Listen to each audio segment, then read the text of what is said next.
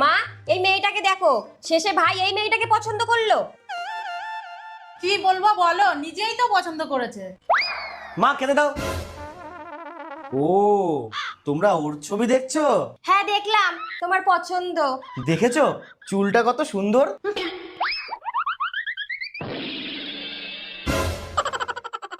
আসো।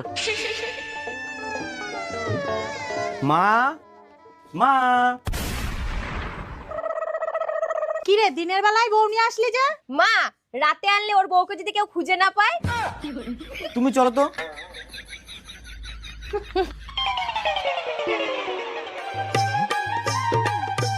তুমি একটু বসো, আমি একটু আসছি।